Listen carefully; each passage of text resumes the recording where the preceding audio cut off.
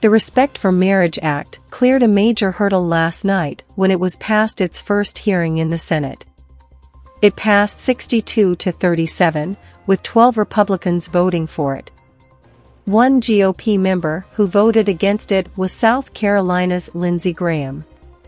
Graham took to Twitter to explain his reasons, saying the bill doesn't offer enough protection for religious liberty.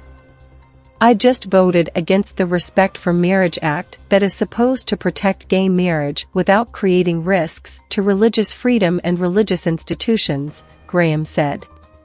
"I just voted against the Respect for Marriage Act that is supposed to protect gay marriage without creating risks to religious freedom and religious institutions."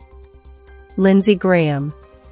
Nothing in the bill adds new protections for gay marriage, but it does, in my view, create great uncertainty about religious liberty and institutions who oppose gay marriage. The refusal to adopt Senator Lee's amendment, which clearly protects religious institutions from reprisals, says all I need to know about the potential risks of the bill to religious liberty.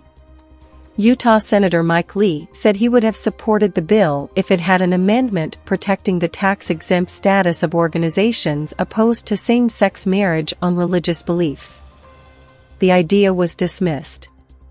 Why is Congress debating the Respect for Marriage Act? When the U.S. Supreme Court made same-sex marriage legal across the U.S. in 2015, most people regarded the matter as settled.